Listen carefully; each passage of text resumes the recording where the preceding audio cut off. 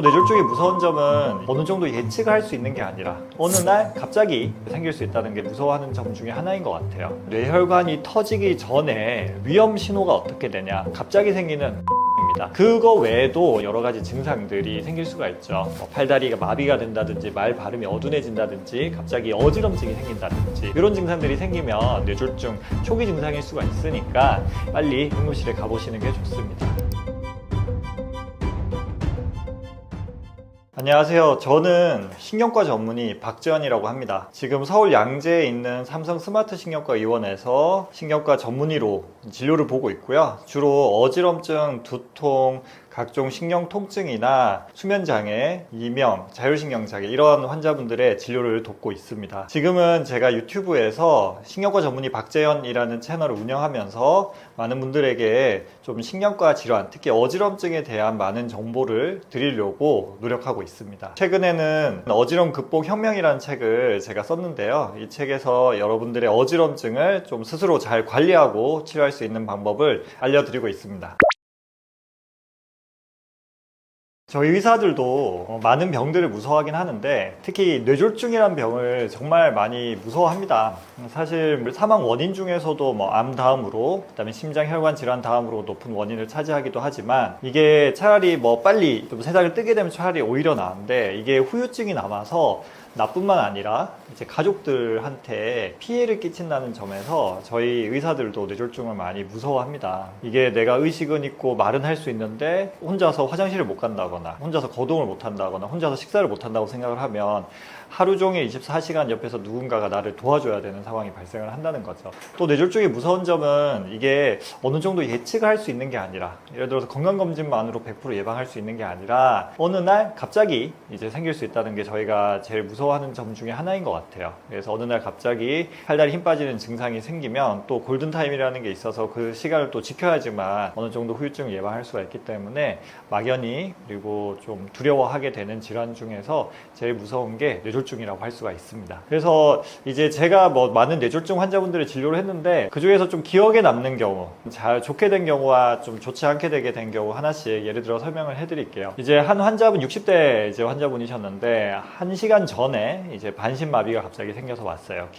시장에서 길을 가다가 갑자기 쓰러져가지고 다행히 옆에 사람들 워낙 많았으니까 빨리 발견이 된 거죠. 그래서 병원에 실려 오셨는데 그분은 오른쪽 팔다리를 전혀 움직이질 못했고 한마디도 말 자체를 못하게 됐습니다. 그래서 저희가 실어증이라고 하는데 다행히 병원에 빨리 와서 뇌졸중을 진단을 CT 등을 찍어서 진단을 했고 한쪽에 큰 혈관이 막혀 있는 게 발견이 됐고 다행히 빨리 치료, 시술에 들어갈 수 있게 됐습니다. 최근 10년 전부터는 혈관까지 카테터를 넣어서 혈관을 직접 뚫어주는 응급 뇌경색 치료를 많이 하게 되거든요. 그렇게 해서 혈전 제거술을 해서 다행히 빨리 혈전이 제거가 됐고 처음에는 완전 반신마비였는데 몇 시간 지나서부터는 조금씩 움직일 수 있게 되었고 다음날에 보니까 말이 좀 어둔한 건 남았지만 팔다리 힘은 거의 다 좋아지고 MRI도 찍어봤을 때 이제 크게 남을 뻔했던 후유증, 뇌 손상이 조금만 남은 상태로 발견됐고 이후에도 제가 몇 년 동안 계속 같이 봤는데 거의 뇌경색 제방 없이 그리고 후유증이 거의 남지 않고 잘 치료가 됐습니다. 반면에 또 기억에 남는 다른 분도 계신데 이분은 이제 70대 분이셨고 혼자 이제 거주하고 계셨는데 이제 자녀분이 연락이 갑자기 안 돼서 가봤던 거예요. 가보니까 이제 혼자 화장실에 쓰러져 있었고 실제로 나중에 확인해 보니까 한 이틀 가량을 화장실에 혼자 이제 샤워실에 쓰러져 계셨던 거예요. 샤워로 들어갔다가 갑자기 반신마비가 와서 꼼짝도 못하고 이틀 동안 너무너무 힘들어했고 또 치료의 골든타임을 놓쳤기 때문에 그분은 후유증이 아쉽게도 좀 많이 남아서 그 이후로 몇 년 동안 계속 반신마비인 상태로 누워서 지내게 되셨습니다. 이렇듯이 뇌졸중은 좀 무섭기도 하고 또 초기에 빨리 치료하면 또 좋아질 수 있는 기회가 있기도 하니까 평소에 우리가 뇌졸중 증상에 대해서 좀 미리 알고 계신다면 응급 대처하는데 큰 도움이 되지 않나 싶습니다. 뇌동맥류 환자분들이 요새 정말 많이 늘어났습니다. 예전에는 뇌동맥류라는 것도 잘 모르고 지냈는데 요즘에는 제 주위에도 이번에 검진했는데 뇌동맥류가 발견되었다, 이거 어떻게 해야 되냐 이렇게 물어보는 분들이 생각보다 꽤나 많이 있습니다. 첫 번째로 사실 제일 중요한 원인은 검사를 많이 하기 때문에 많이 발견되는 거이긴 합니다. 예전에는 작은 뇌동맥류, 예를 들어서 4mm 이하, 5mm 이하 뇌동맥류는 모르고 지나가는 경우가 많았고 뇌동맥류가 터져야지만 발견되는 경우가 많았는데 요새는 사이즈가 커지기 전에도 2mm 2mm, 3mm 이렇게 되는 작은 뇌동맥류도 많이 발견하게 되죠. 발견하게 되니까 치료는 당장 하지 않더라도 또 추적 관찰해야 되고 하다 보니까 아무래도 검사를 많이 해서 뇌동맥류가 늘어났다라고 보시면 되고요. 그 외에도 중요한 이유들이 또 나이가 이제 고령화 사회라고 하죠. 그러니까 나이 들어서까지 우리가 수명이 많이 늘어나다 보니까 뇌동맥류는 혈관벽이 약해지면서 혈관이 부풀어 오르거든요. 그래서 나이가 들면 들수록 당연히 조금 더 많아질 수밖에 없다 보니까 뇌동맥류가 늘어나고, 또 우리의 이제 생활 습관의 변화가 또 많이 있죠. 이제 고혈압도 늘어나고 비만도 늘어나고 당뇨도 늘어나고 하면서 그 뇌동맥류가 증가하는 거, 또 현대 사회에서는 스트레스가 또 정말 많이 있잖아요. 그러한 스트레스가 또 우리 혈관을 약하게 만들게 되기 때문에 뇌동맥류가 앞으로 또 계속 늘어날 수밖에 없습니다. 그러면 이렇게 뇌동맥류가 터지는, 뇌혈관이 터지기 전에 위험 신호가 어떻게 되냐 인데요. 제일 중요한 거는 아무래도 갑자기 생기는 두통입니다. 뇌동맥류가 한 번에 뻥 하면서 터지기도 하지만 그 뇌동맥류 특히 약한 벽으로 찔끔찔끔 피가 새어나오기도 하고, 이럴 때면 벼락두통이라고 하는 두통이 생겨요. 벼락두통은 뭐냐고 하면 말 그대로 벼락 치듯이 갑자기 뻥 하면서 뭐 뒤통수를 누가 망치로 때린 것 같다 이런 식으로 표현을 하시거든요. 이런 두통이 생길 수가 있습니다. 물론 처음부터 크게 터지면 뭐 그 순간에 바로 의식을 잃고 응급실에 실려가게 되어 있지만, 어떤 분들은 그런 두통이 좀 있다가 조금 지나서 가라앉는 경우가 있어요. 그랬다가 또 머리가 아프고 하다가 나중에 크게 이제 터지는 경우가 있습니다. 그래서 제가 생각하기에 제일 중요한 신호 중에 하나는 갑자기 생기는 심한 두통입니다. 벼락 두통의 정의는 5분 이내에 피크까지 치는 거거든요. 5분 이내에 끝까지 꽉 아픈 이 두통이 생긴다면 지체 말고 바로 응급실로 가셔야 됩니다. 그냥 병원 외래보다도 응급실 가시는 게 제일 좋습니다. 그거 외에도 이제 신경이 손상될 때 생기는 여러 가지 증상들이 생길 수가 있죠. 뭐 팔다리가 마비가 된다든지, 말 발음이 어둔해진다든지, 갑자기 어지럼증이 생긴다든지, 뭐 물체가 두 개로 보이거나, 이런 증상들이 생기면 이제 뇌출혈, 뇌경색 같은 뇌졸중 초기 증상일 수가 있으니까, 이런 증상이 금방 좋아졌다고 해서 방심하시면 안 돼요. 금방 좋아지는 게 오히려 더 위험한 신호, 그만큼 중요한 시기라는 걸 의미하니까, 이러한 증상이 나타나면 금방 좋아지더라도 빨리 응급실에 가보시는 게 좋습니다. 이제 편두통하고는 사실은 이제 엄밀하게 말하면 의학 용어로서의 편두통은 위험한 두통이 아니에요. 혈관이 확장이 되면서 이제 아픈 편두통은 위험한 두통은 아닌데, 근데 우리가 일반적으로 편두통이라고 얘기하면 그 한자말 자체가 한쪽이 아프다 이런 느낌이 있잖아요. 그래서 한쪽이 아프다, 물론 위험한 증상일 수가 있죠. 근데 이게 이제 중요한 거는 예전부터 내가 아프던 두통이 그냥 뭐 간간히 있다가 이번에 또 있었다 이러면 크게 걱정 안 해주셔도 되고요. 근데 새로운 두통이 생겼다, 새로운 두통이 특히 심하게 갑자기 생겼다 라고 하면 한쪽이든 양쪽이든 앞이든 뒤든 위험한 두통일 수가 있는 거죠. 저희가 병원에서 환자분들 힘이 빠져요 라고 하면 한쪽이 빠지나 양쪽이 빠지냐, 팔다리가 빠지냐 이런 것들 꼭 물어보거든요. 그래서 우리도 상식적으로 반신마비는 중풍의 증상이다, 반신마비는 뇌졸중 증상이다, 이거는 뭐 아주 오래전부터 유명했던 얘기예요. 왜 그런지 좀 의학적으로 설명을 드리면, 우리 뇌는 각 뇌 세포가 담당하는 영역이 있어요. 예를 들어서 오른쪽 뇌는 왼쪽 팔다리를 지배하고 왼쪽 뇌는 오른쪽 팔다리를 지배합니다. 뇌세포 입장에서는 팔을 움직이는 신경이랑 다리를 움직이는 신경은 붙어 있어요. 그래서 그 한쪽 팔에 힘이 빠질 때 다리를 조절하는 신경도 손상이 오면 같이 한쪽 팔다리에 힘이 빠질 수가 있는 거죠. 근데 반대로 한쪽 손을, 예를 들어 오른쪽 손을 지배하는 왼쪽 뇌랑 왼쪽 팔을 지배하는 오른쪽 뇌는 거리가 멀어요. 이 거리가 멀기 때문에 여기랑 여기에 동시에 뇌 손상이 오려면 그 사이에 있는 뇌들도 다 손상이 와야지만 양쪽 팔에 힘이 빠질 수 있겠죠. 그러려면 요 사이에 있는 신경들이 다 손상되면 우리가 뭐 멀쩡히 서 있거나 의식을 유지할 수가 없어요. 그래서 실질적으로 물론 일부 뇌 질환 같은 경우에는 이제 뭐 양쪽에 사지에 마비가 오는 경우도 부위에 따라서 있습니다. 그렇지만 우리가 좀 더 흔하게 보는 경우는 한쪽 팔다리가 마비가 오는 경우가 훨씬 많다. 그래서 내가 이제 힘이 빠지는데 오른쪽 팔이랑 오른쪽 다리에 힘이 빠진다. 어느 날 걸어가다가 한쪽으로 몸이 기우는데 손도 오른쪽에 힘이 빠진다. 그러면 이제 뇌졸중 위험이 엄청 높은 거고, 역시나 빨리 응급실에 가셔야 됩니다. 그래서 한쪽 팔다리에 힘 빠진다, 이거는 위험한 증상이니까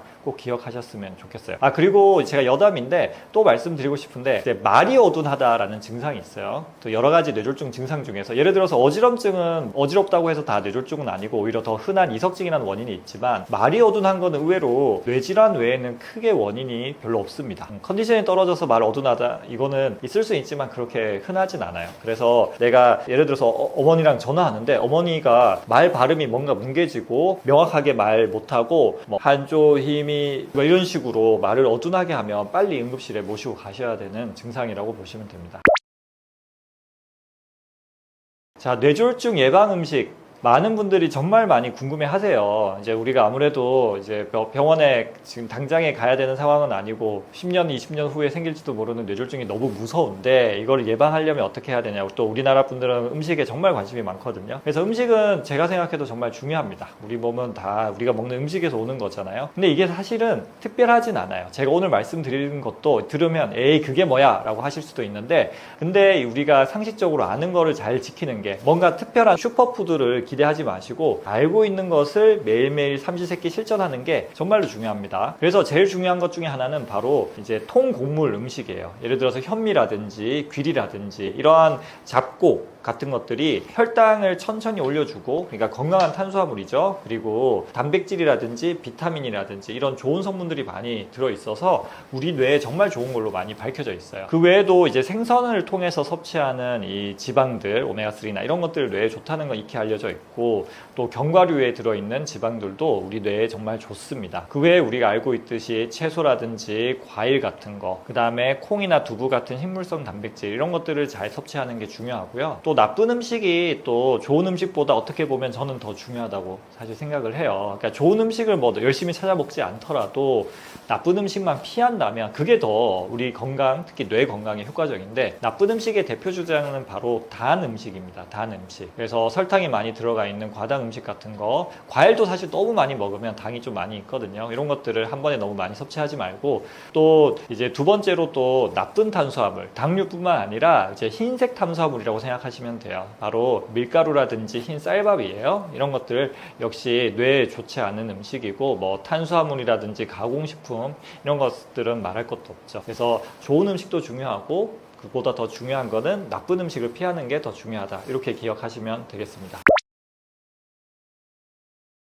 그래서 이제 뇌졸중을 예방하기 위한 생활 습관은 어떤 걸 해야 되냐 설명을 드리면 우리가 이제 많은 분들이 내 건강을 언제쯤부터 챙기냐 그러면 제가 보니까 50대 때부터 진짜 열심히 챙겨요. 그리고 40대 때부터 이제 챙기기 시작합니다. 저도 이제 나이가 40이 넘어가니까 주위 아픈 분들도 좀 많고 이제 건강검진 해보니까 뭐 이것저것 발견되고 뭐 해서 약을 드시기 시작하시는 분들도 있고 그래서 점점 관심이 늘어나요. 근데 사실은 우리 건강이라고 하는 거는 언제부터 챙겨야 되냐 바로 20대 30대부터 챙겨야 됩니다. 그때부터 이제 우리가 이제 갖춰준 습관이 나중에 이제 치매라든지 뇌졸중이라든지 이런 거에 많이 관여가 돼요. 그래서 지금 말씀드리는 거를 가능한 빨리 실천하는 게 그 무엇보다 돈을 수백 수천만 원 수억 원을 아낄 수 있는 방법이다 이렇게 생각하시면 됩니다. 제가 생각하기에 뇌졸중을 해서 관련된 여러 가지 그 위험인자라고 하는데 그 위험인자 조절하는 것 중에 제일 중요한 거는 바로 이제 흡연입니다. 흡연, 담배. 제가 이제 뇌졸중 환자분들 보면 주로 뭐 이제 60대 이상인 분들이 대부분인데 간혹 이제 30대 40대 젊은 뇌경색 환자들이 종종 있어요. 근데 그런 분들을 보면 거의 대부분 100%라고 얘기하기는 힘들지만 다른 뭔가 요인이 없으신 분들은 담배 때문에 생기는 분들이 정말 많이 있었습니다. 담배가 뭐 알다시피 여러 가지 나쁜 영향을 미치는데 그 중에 하나가 혈관을 수축시키기도 하고 혈관에서 혈전을 많이 만들고 또 혈관을 쉽게 얘기하면 더럽게 만드는 거죠. 혈관에 이제 콜레스테롤 끼게 만들고 해가지고 담배가 뇌졸중을 많이 유발하니까 담배 피시는 분들은 지금이라도 빨리 금연을 하셨으면 좋겠고요. 그 다음에 규칙적인 운동, 건강한 식단 너무 중요하고요. 그리고 건강검진도 좀 하셔야 됩니다. 이제 뇌혈관 질환 같은 경우에는 이제 증상이 없어요. 증상이 생기면 그게 뇌출혈이고 증상이 생기면 뇌경색입니다. 그러니까 검진이 뭐예요? 증상이 있기 전에 먼저 발견하자 이거잖아요. 근데 이제 뇌혈관 질환 중에서 은근히 이제 뇌동맥류 같은 게 터지는 경우가 30대 후반, 40대 이때부터 있거든요. 그래서 건강검진을 이제 미리 하시는 게 좋아요. 어떻게 하시면 되냐 그러면 제가 이제 주로 가이드 드리는 거는 뭐 40세 이전에도 하면 당연히 좋지만 한 40살부터는 시작하셔라 라고 말씀을 드리고요. 40살부터 뭐 큰 이상이 없으면 5년이나 10년에 한 번씩 번씩 50대나 60대부터는 5년에 한 번씩 뇌 사진, 뇌 혈관 사진을 찍어 보는 게 좋아요. 그래서 뇌 MRA라고 하는 그거는 조영제 없이 찍을 수 있으니까, 혹은 이제 CT로도 찍을 수 있는데 이건 조영제를 써야 돼서 조금 부담스럽긴 해요. 이런 것들을 찍어서 뇌 동맥류라든지 뇌혈관 협착을 확인해 보면 좋고, 그 다음에 경동맥 초음파라고 있습니다. 이제 혈관 속에 콜레스테롤 쌓이는지 보는 건데 뇌 속이나 심장 혈관은 보기가 좀 힘들고 이 경동맥은 초음파로 쉽게 확인할 수가 있습니다. 그래서 경동맥 초음파도 40살부터는 뭐 1, 2년에 한 번씩은 꾸준히 해주실 필요가 있습니다. 그리고 마지막으로 또 얘기 드리고 싶은 거는 이제 체중입니다. 그래서 체중 관리를 잘 하시는 게 뇌졸중에 중요한데, 체중에서 중요한 거는 너무 이제 비만은 안 좋다라고 생각을 하시면 되고, 의외로 저체중도 썩 좋진 않거든요. 그래서 요새 제가 보는 또 많은 환자분들은 저체중 때문에 고생하시는 분들도 꽤 있어서 살이 너무 이제 마른 것도 좋진 않아요. 골고루 우리가 근육량도 좀 충분해야 되고, 적정 체중이라고 하면 이제 키로수도 중요하지만 충분한 근육량이 더 중요하니까 그런 것들을 좀 젊었을 때부터 20, 30대 때부터 관리하실 수 있으면 너무 좋을 것 같습니다. 자, 어지럽다라고 하는 말 속에는 정말 다양한 증상 혹은 다양한 원인이 들어 있습니다. 어지러운 게 다 똑같이 어지러운 게 아니라 뭐 빙글빙글 돌기도 하고, 걸을 때 비틀비틀 거리기도 하고, 쓰러질 것 같은 어지러움도 있고요. 그래서 어지럼증 안에 수십 가지 원인이 있는데 제일 흔한 거 5가지만 한번 알려드리도록 할게요. 제일 흔한 어지럼은 제가 정말 많이 보는 이석증이라고 하는 게 있습니다. 자다 깼을 때 이제 막 빙글빙글 돌면서 도는 이석증이고, 두 번째로 흔한 거는 좀 심리적 원인, 스트레스 받으면 생기는 어지럼증 혹은 이제 만성 후유 어지럼 증이라고 제가 이름을 붙였어요. 원래는 지속 체위 지각 어지럼인데 이런 심한 어지럼증 후유증으로 생기는 어지럼증이 의외로 꽤 많이 있고요. 세 번째로는 이제 뇌혈관에 이제 문제가 생기면서 생기는 어지럼증입니다. 뇌혈관이 좁아지거나 뇌경색이 생기거나 뇌출혈이 생기면 또 어지럼증이 있을 수 있고요. 그 다음에 이제 전전편두통 혹은 편두통성 어지럼증이라고 부르는 어지럼이 있습니다. 우리가 뭐 컨디션 떨어질 때 한 번씩 머리 아픈 분들이 있어요. 제가 그렇습니다. 그래서 저같이 좀 예민한 뇌를 가지고 있는 분들은 뭐 잠이 부족하거나 스트레스 받거나, 혹 요새 이제 날씨가 좀 오락가락했는데 갑자기 비 오거나 더워지거나 이렇게 되면 뇌가 피로해지고 뇌 과부하가 걸리면서 두통이 생길 수 있는데, 뿐만 아니라 어지럼증도 생길 수가 있어요. 이게 특히 젊은 분들한테는 이석증과 더불어서 제일 흔한 어지럼증 원인이 됩니다. 편두통성 어지럼증, 마지막으로 기립성 어지럼증입니다. 우리가 갑자기 일어날 때, 근데 갑자기 일어날 때뿐만 아니라 오래 서 있거나 뭐 오래 앉아 있을 때도 생길 수가 있습니다. 머리로 가는 혈류가 부족해지는, 혈압이 떨어지거나 혹은 맥박이 빨라지는 경우에도 이제 기립성 어지럼증이 생깁니다. 이런 것들이 흔한 어지럼증 원인 5가지라고 보시면 됩니다.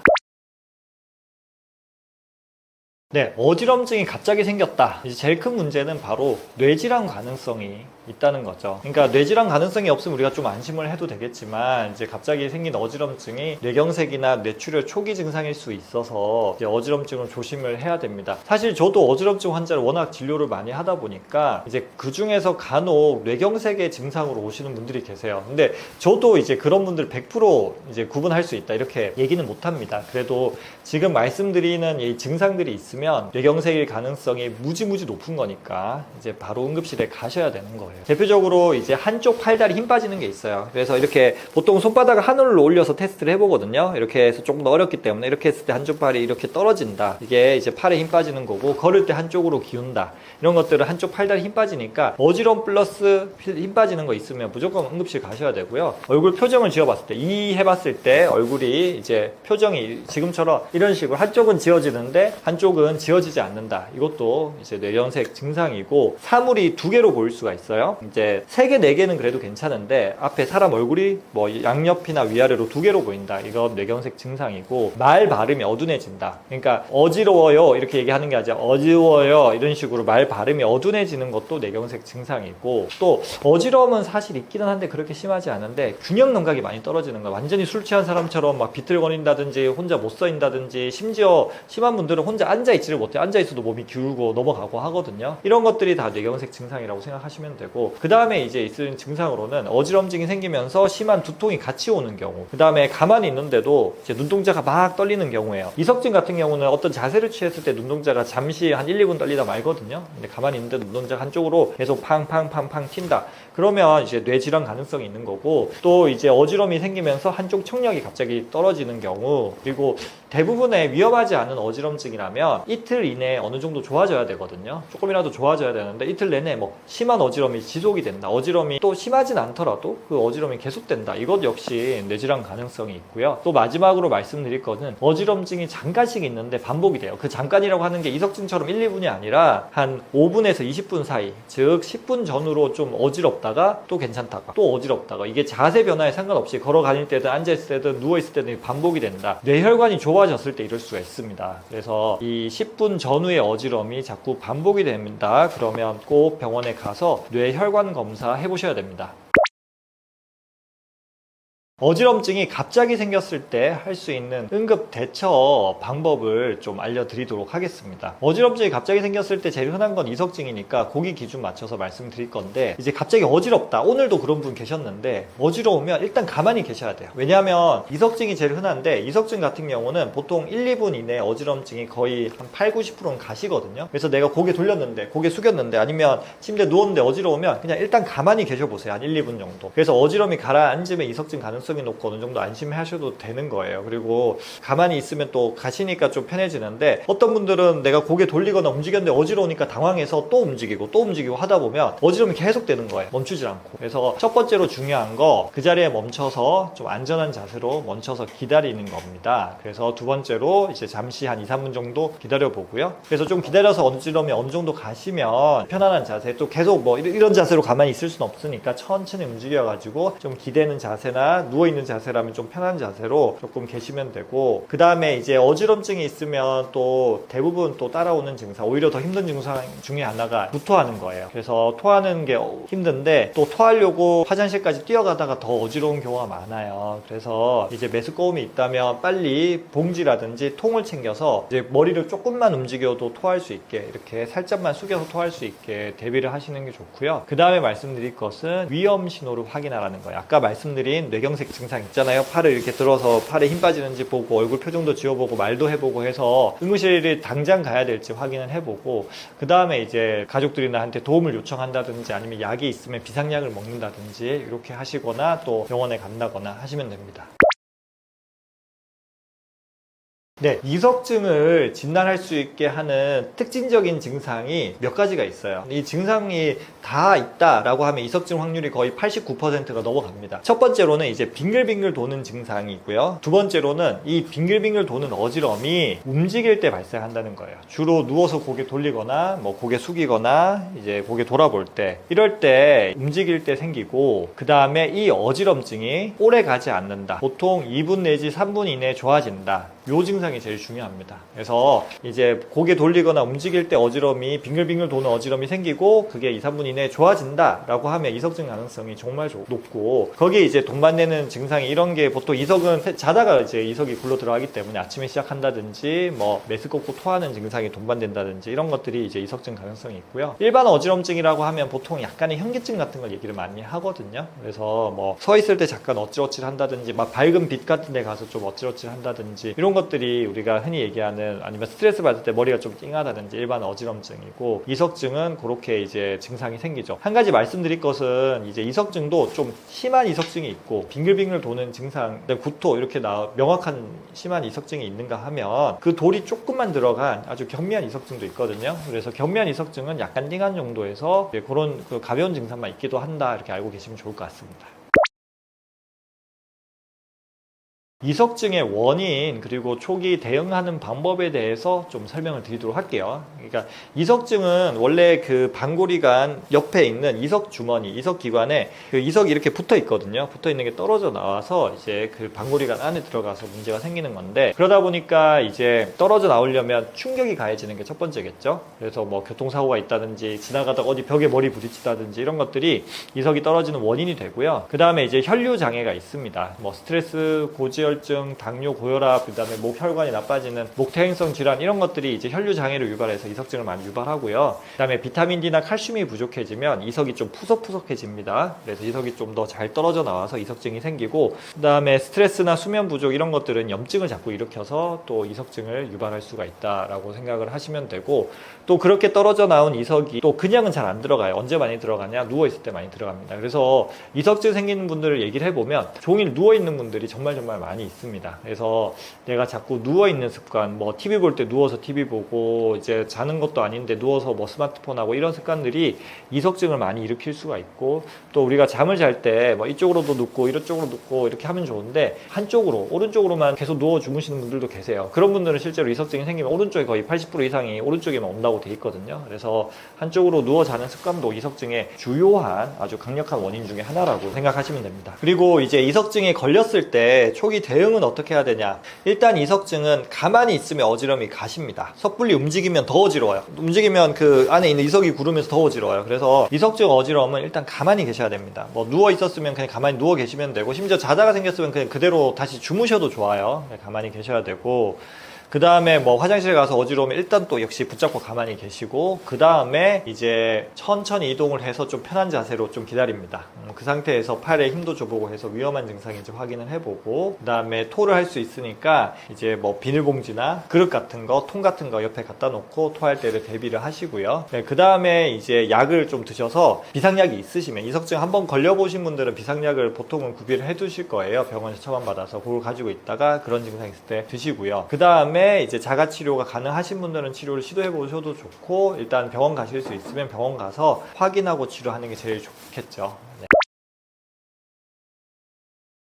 이석증은 이 방골이관 속에 이제 이석이 들어갔고, 그 이석을 이제 굴려서 이석 주머니가 있는 공간으로 빼내면 치료가 됩니다. 그러다 보니까 꼭 병원에서만 치료해야 되는 게 아니라 방법만 알면, 혹은 이제 위치만 알면 혼자서도 치료를 할 수가 있습니다. 그래서 저도 처음에는 제가 유튜브 영상을 올릴 때는 이제 저희 병원에서 진단받은 환자분들한테 교육 목적으로 자가 치료하는 영상을 올렸는데, 거기에 지금 댓글이 뭐 1000개가 넘게 달려 있어요. 혼자서 치료하고 이제 어지럼증이 좋아지셨다는 분들이 생각보다 정말 많이 있습니다. 그래서 자가 치료하는 법을 이제 알고 있으면 저는 좋을 거라고 생각해요. 물론 병원에 가시는 게 제일 좋지만, 병원에 가기 힘든 분들도 있고, 또 제 영상을 보시는 분들 중에서는 외국에 계신 분들도 있고, 또 근처에 또 좋은 병원이 없어서 병원에 못 가시는 분들도 있고, 아니면 병원에서 진단 받았는데 치료가 불충분해서 또 부가적으로 혼자서 치료하고 더 좋아지는 분들도 많이 계십니다. 그래서 이석증 중에서 제일 흔한 거는 후방골이관이라고 해서 이 뒤쪽에 있는 방골이관입니다. 그래서 고개를 이제 오른쪽이다 그러면 오른쪽으로 45도 돌려서 뒤로 누워서 이석을 굴리는 거죠. 그래서 오른쪽으로 뒤로 눕고 한 1분 있다가 왼쪽으로, 또 1분 있다가 한 번 더 왼쪽으로 가서 일어난다. 이렇게 되면 후방골이관 오른쪽 치료가 되는 거고, 왼쪽은 또 반대로 하면 되고요. 이게 이제 의학 용어로는 애플리 방법이라고 합니다. 이런 방법 쓰시면 되고, 두 번째로는 이제 수평 방골이관 이석증이 그 다음으로 흔합니다. 수평 방골이관은 이제 붙어 있는 팽대부른적 이석이랑 또 일반적인 방골이관 결석증이라 이렇게 두 가지로 나누긴 하는데, 일반적인 이석증 설명드리면, 누워서 이제 한 바퀴 돈다라고 생각하시면 돼요. 오른쪽이면 오른쪽으로 처음에 고개 돌린 다음에 오른쪽, 정면, 왼쪽 바닥 보는 것까지 1분씩 한 다음에 바닥 본 다음에 일어나면 됩니다. 그래서 이 치료 방법은 이제 바베큐 롤 방법이라고 합니다. 마치 우리가 바베큐 고기 굽듯이 한 바퀴 돌린다라고 해서 이렇게 이름 붙여졌는데, 이런 방법이 있고,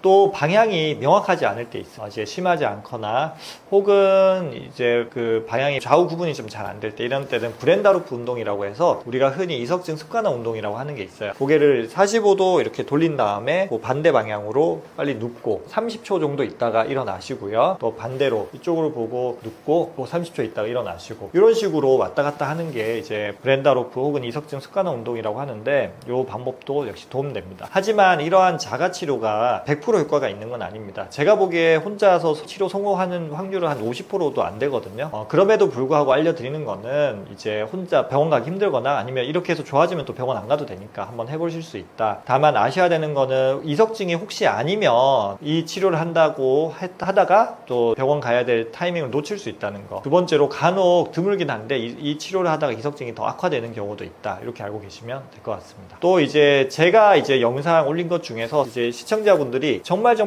관심이 있었던 주제가 있습니다. 바로 이석증 재발 방지법입니다. 왜 그러냐 그러면, 이석증은 재발을 잘합니다. 이석증 한 번 걸리고 끝나는 경우도 있지만, 연구에서는 2년 이내에 뭐 47% 정도가 재발한다고 돼 있고, 뭐 제 환자분들은 훨씬 더 자주 재발하고 1년에 몇 번씩 재발하는 분들도 계십니다. 그래서 재발 방지를 하기 위해서는 어떻게 해야 되냐, 이것도 좀 원칙적인 거라서 에이 그걸로 재발 방지가 되겠어 라고 하지만, 이거라도 지켜야지 조금이라도 재발을 방지할 수가 있고요. 이걸 지키지 않으면, 지키더라도 분명히 재발할 수는 있지만 그 확률을 많이 줄일 수 있습니다. 첫 번째로 중요한 거는 활발하게 편안하게 일상 활동을 하는 것입니다. 꼭 운동만을 얘기하는 건 아니고요. 뭐 집안일을 한다든지 집에서 왔다 갔다 한다든지 이런 것들이죠. 근데 집에서 누워서 TV 보고 누워서 스마트폰 보고 이런 시간이 길면 길수록 이석증이 훨씬 더 많이 생깁니다. 그리고 비타민 D가 이제 칼슘 대사에 영향을 줘서 이석을 튼튼하게 만들어줍니다. 그래서 비타민 D 보충을 하셔야 되는데 아무래도 영양제나 주사라는 방법도 있지만 더 좋은 것은 햇빛을 보는 거죠. 그래서 햇빛을 생각보다 오래 보지 않아도 되거든요. 한 15분만 이제 봐도 이제 보충이 잘 됩니다. 그래서 비타민 D 햇빛 보면 그게 중요하고, 그 다음에 이석증 재발에 연구를 해보니까 제일 중요한 요소 중에 하나는 고혈압, 당뇨, 고지혈증 같은 이제 위험 인자들이었어요. 그래서 고혈압이 있으시면 약을 드시고, 당뇨가 있으시면 관리하시고, 고지혈증 약 드셔서 관리하시는 게 너무 중요하고요. 스트레스가 역시 이석증하고도 관련이 많습니다. 그래서 스트레스 관리하시고,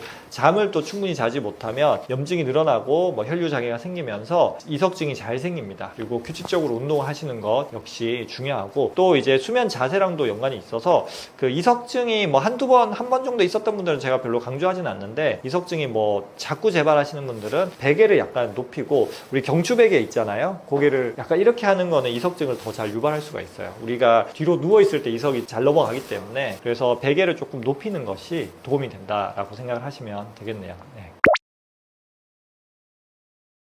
잠이 부족하면 어떻게 되냐, 이게 환자분들이 오히려 먼저 알고 저한테 와서 물어보는 경우가 정말 많이 있습니다. 이렇게 못 자면 어떡하냐, 이거 나중에 치매 온다던데, 나중에 문제 생긴다던데. 예, 맞습니다. 이게 잠이 부족하면 문제가 생기는 거는 이제 사실 예전에는 잘 몰랐습니다. 이게 연구하기가 생각보다 좀 까다롭거든요. 수면의 시간을 평가해서 그 수면에 영향을 미치는 게, 우리가 뭐 하루 이틀 잘 못 자면 낮에 피곤하다, 이거는 너무 즉각적으로 반응을 하지만, 우리가 지금 오늘 얘기하려고 하는 거는 좀 장기적인 효과, 그러니까 잠을 적게 잤을 때 그게 이제 몇 년, 몇십 년 후에 뭐 치매가 온다든지, 뭐 뇌졸중이 온다든지, 뭐 혈관 질환이 안 좋다든지, 뭐 이런 얘기를 지금 하려고 하는데, 이게 평가하기 어려워서 그동안에 잘 안 알려져 있다가 최근 한 10년, 20년 사이에 이제 수면의학이 급격하게 발달하면서 불면증 혹은 수면 부족이 건강에 안 좋다는 게 정말 많이 밝혀졌습니다. 뭐 여러 가지가 안 좋은 게 있지만, 잠을 자는 장기는 사실은 뇌가 제일 중요하잖아요. 물론 다른 장기들도 다 잠을 자기는 합니다. 심장도 훨씬 더 느리게 뛰고요. 근데 뇌가 휴식을 취하는 게 우리 잠의 제일 중요한 기능 중에 하나입니다. 잠을 적게 자면 반대로 뇌 기능이 떨어지게 되겠죠. 그래서 집중력이 떨어진다든지 기억력이 떨어진다든지, 나중에 치매, 뇌 손상이 올 수도 있고, 뇌혈관 기능이 떨어질 수도 있고, 감정 조절 기능, 특히 렘 수면이라고 하는 것이 이제 꿈꾸는 잠이거든요. 꿈꾸는 잠에 여러 가지 좋은 기능 중에서 이제 기억을 강화하는 기능과 감정을 순화하는 기능이 있어요. 그래서 뭐 수면 무호흡이 있다든지 다른 이유로 렘 수면이 줄어들게 되면 뭐 낮에 짜증을 많이 낸다든지, 그러니까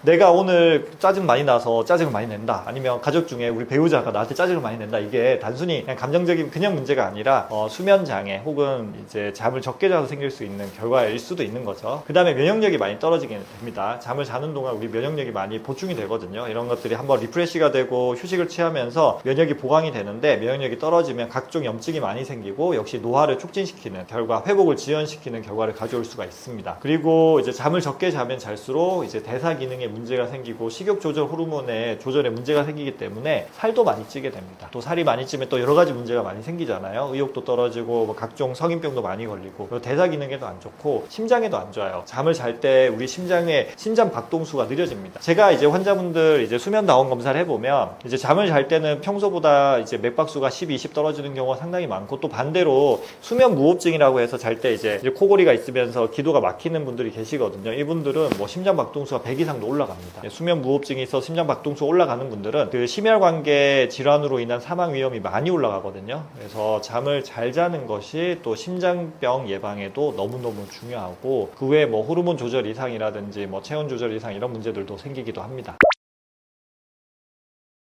현대인들은 수면이 정말 문제가 많습니다. 이거 진짜 제가 느끼는데, 제가 처음 신경과 의사를 하던 시절에는 뭐가 없었냐? 스마트폰이 없었습니다. 그때 스마트폰이 나오기 전이었어요. 그래서 제가 처음에 할 때는 스마트폰과 관련된 문제가 없었는데, 이제 스마트폰이 우리나라에 들어온 지 한 15년이 이제 넘었거든요. 그래서 본격적으로 들어온 지 약 15년 정도 됐는데, 그러면서 여러 가지 문제가 많이 생기죠. 스마트폰으로 인한 문제가 생기는데, 제가 보기에 단연코 제일 문제가 되는 것은 것은 이제 수면 장애라고 생각을 합니다. 많은 분들이 습관이 어때요? 저도 이제 그렇게 안 하려고 노력하는데 이제 종종 그렇게 됩니다. 우리가 피곤하고 지치니까 눕고 싶은 거죠. 누운데 또 자기는 싫은 거예요. 또 재미난 것도 보고 싶고, 그래서 누워서 스마트폰을 정말 많이 봅니다. 그래서 누워서 보는 스마트폰이 이제 몇 가지 안 좋은 점이 있는데, 첫 번째로는 빛이 너무 강해요. 그래서 천장에서 내리쬐는 이 간접 등보다 눈으로 직접 쏘는 이 스마트폰의 뭐 LED 광선이 수면 호르몬을 분비를 억제해서 수면을 방해한다고 너무나도 많이 알려져 있습니다. 암만 약하게 줄이고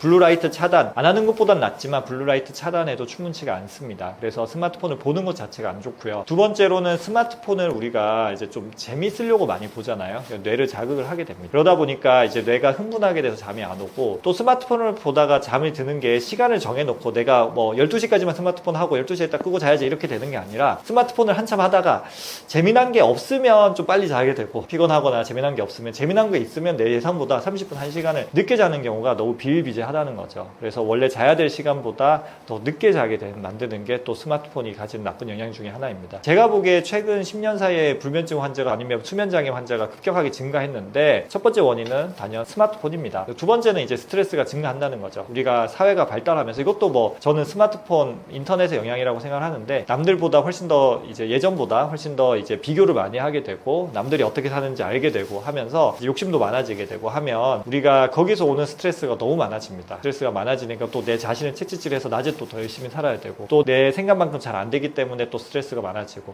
이러한 스트레스가 많아지게 되면 우리 뇌는 어떻게 돼요? 각성을 하게 됩니다. 스트레스는 어떻게 생각하면 우리 몸에는 내 생명이 위험한 순간이라고 생각을 하시면 돼요. 우리 신경계나 이제 우리 인체는 거의 원시시대 때 거의 진화를 해왔거든요. 그래서 그때는 제일 중요한 게 뭐예요? 내가 죽고 사는 문제란 말이에요. 음식을 구할 수 있냐 없냐, 아니면 위험한 사자가 쫓아오냐 안 쫓아오냐. 스트레스 반응이라는 거는 그래서 우리 몸에는 너무 위험한 상황입니다. 그래서 그런 스트레스 반응이 있을 때는 어떻게 되냐? 잠을 못 자겠죠. 언제 사자가 튀어나올지 모르는데 잠을 잘 수는 없잖아요. 그래서 그러한 상황이면 우리가 잠 들기도 힘들고, 잠을 들더라도 자주 깨고, 혹은 아침 일찍 깨게 됩니다. 또 이런 분들이 많이 하는 얘기가 뭐냐? 꿈을 많이 꿔요 라는 말을 정말 많이 합니다. 꿈을 많이 꿔요. 나는 꿈을 너무 많이 꿔서 이상해요 라고 얘기를 하거든요. 꿈을 많이 꾸는 이유는 뭐냐 그러면, 실질적으로 그런 분들을 수면 다원 검사를 해보면 꿈꾸는 잠은 줄어들어 있어요. 수면의 질이 떨어지기 때문에 꿈꾸는 잠은 줄어들어 있는데, 제일 좋은 건 뭐냐 그러면, 꿈을 충분히 꾸고 전체 잠의 뭐 20% 전후 정도 충분히 꾸고, 대신에 그거를 기억하지 못하는 게 좋은 거예요. 그게 좋은 잠인데, 꿈을 뭐 20%가 아니라 더 적게 꾸면서도 그걸 다 기억을 하는 거예요. 그러면 나는 꿈을 많이 꿨다라고 생각하는 거죠. 그러니까 다른 말로 이제 수면의 질이 많이 떨어졌다라고 생각을 하시면 됩니다. 중간에 자주 깨다 보니까 꿈을 많이 기억하는 거죠. 그래서 이제 스트레스는 수면의 양도 줄이지만 수면의 질 저하를 유발해서 우리 잠을 많이 방해합니다. 그리고 또 중요한 게 불규칙한 생활이죠. 이건 아까 스마트폰이나 이런 거랑도 좀 연관이 있는데, 뭐 재미난 게 요새 워낙 많다 보니까 뭐 하다가 좀 늦게 자게 되고, 늦게 잤으니까 또 늦게 일어나게 되고, 근데 또 평일에는 회사에 가야 되고 뭐 학교에 가야 되고 하니까 또 일찍 일어나야 되고, 이러면서 잠이 불규칙해집니다. 불규칙해지면 또 문제가 뭐냐 그러면, 수면 호르몬이 이제 우리가 줄다리기를 생각을 하면, 동시에 영차 당기면 줄을 빨리 세게 당길 수 있지만, 우리가 뭐 각자가 다른 타이밍으로 당기면 줄을 세게 당길 수가 없잖아요. 그러니까 수면 호르몬이 좀 이제 규칙적으로 잘 분비가 돼야지 충분히 분비가 되면서 잠도 잘 자고 또 잠의 질도 좋아지는데, 그게 아니라 이렇게 분비가 되니까 밤에는 잠을 잘 못 자고, 또 반면에 낮에 수면 호르몬이 자꾸 분비가 되면서 낮엔 또 피곤하고, 이런 문제가 생기는 게 불규칙한 생활 습관의 제일 큰 문제가 되고, 또 말씀드릴 게 이제 카페인, 술 이런 먹는 거죠. 커피는 뭐 아침에 한 잔 정도는 일반적으로 괜찮다라고는 하긴 하는데, 그래도 저는 불면증 환자분들한테 끊으라고 얘기하거든요. 또 한 잔이 아니라 여러 잔 마시는 분도 있고,